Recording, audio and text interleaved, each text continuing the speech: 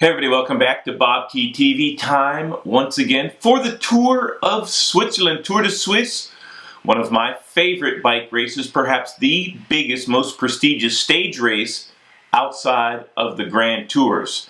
A lot of top one-week stage races out there. Tour of Switzerland, 9 days, and one of the biggest races, most prestigious, and best looking on your Palmares if you are lucky enough, strong enough, talented enough, and committed enough to actually win.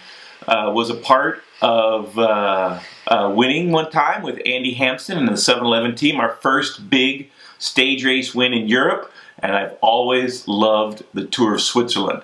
Lived there as an amateur and spent tremendous amounts of time there as a professional. We used it many times to prepare, as the riders are doing year in and year out, for the Tour de France. So if you don't do the Dauphiné, and you like the Swiss roads and the Swiss hotels and the Swiss food better, perhaps the Tour de Suisse is better for your preparation. A couple of Americans are doing just that in this year's edition. Andrew Talansky of the Cannondale squad and TJ Van Garderen of BMC. TJ Van Garderen's teammate Richie Porte leading BMC at the Dauphiné. Dauphiné's final weekend and the first weekend of the Tour de Suisse coincide. And so the team split, BMC protecting Richie Porte and TJ Van Garderen, and TJ using the Tour de Suisse to get ready for this year's Tour de France, as is Andrew Talansky. Some of the other pre-race favorites, JC Perot from AG2R, not scheduled to do the Tour de France this year. Started the Giro with hopes of doing well in that 3-week Grand Tour early on, but that did not work out for Perot, so he comes to Tour de Switzerland with a lot of high expectations. He's a great climber, and the Swiss roads should suit his talents very well. Matthias Frank will lead the EAM cycling team, who have decided to drop out of cycling, so a lot of pressure on Matthias Frank to do a good result in the hopes that he can get a contract next year. 3-time winner Rui Costa is back. He races for Lamprey. He's won the Tour of Switzerland 3 times in his career, did not compete last year, but comes back, and he's won 3 already. Why not a 4th one? Warren Barguil from the Giant Squad, hoping to contend for the white jersey in the Tour de France coming up a little bit later in the summer. Barguil, top 15 in last year's Tour de France, had a few run-ins with the pavement and other riders during the Tour. So Warren Barguil also involved in that really devastating crash early in the spring with his teammates from Giant that they're still recuperating from. So Barguil on the start line for Tour of Switzerland. Defending champ Simon Spilak, he comes back for the Katusha squad.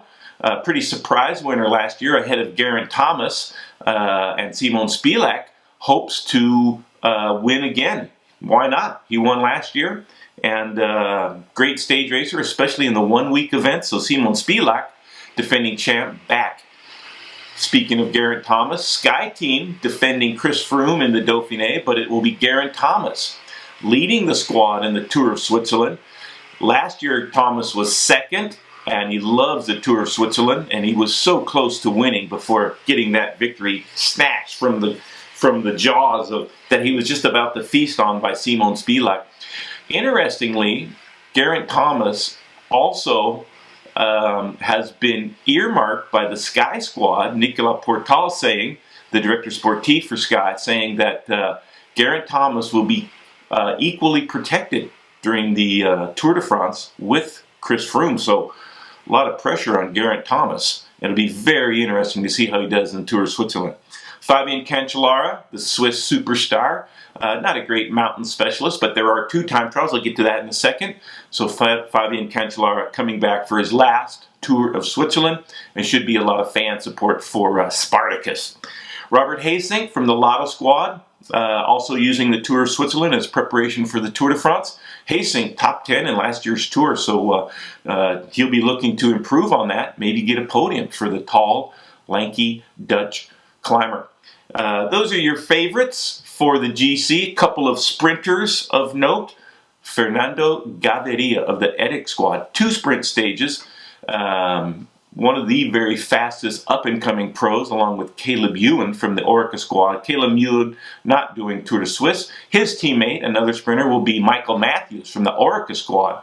And so those are two top sprinters, only 2 sprint stages, like I mentioned. And so not, not a huge field of sprinters at this year's Tour of Switzerland.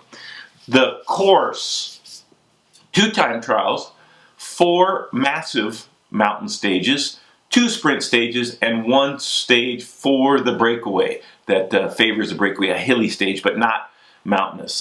Probably the hardest stage will be the 7th day, stage number 6 to Solden, way up on the glaciers in the Swiss Alps. Just an absolutely grim stage. The time trial, 16.9 kilometers, very late in the race, 2nd day from the end, stage number 7, 8th day of the race. A quick prologue to start the proceedings in Bar, Switzerland, that I pedaled through almost every day for a full year when I was an amateur. Great mountain climbs. All of the iconic Swiss passes will be on display. It's going to be a gorgeous race, and the backdrop is the race itself and riders getting ready for the Tour de France. So it's going to be a fantastic program. All of that action on NBC Sports Network. And so I hope you can join me going through the Tour of Switzerland in the next 9 days. And thanks everybody for all your comments. Thanks for all your subscriptions. Over 6K at this point, so thank you very much. Thumbs up, and follow me on Twitter and Facebook. And I'm going to give you the top 3 right now. First, Rui Costa. Second, Matthias Frank. And third, Geraint Thomas. That's your top 3. Who do you guys think is going to win? Let me know. And see you in Bar for the prologue, everybody. Thanks a lot. Nothing happened, but he bounced off a couple of riders and almost went down. So let's hope that Froome, for the rest of the Dauphiné, can stay out of danger. He could have seriously put a damper on his Dauphiné and his Tour de France later. You've got to stay off of the tarmac if you want to win the big races. So Froome, what are you doing up there, man? Be afraid.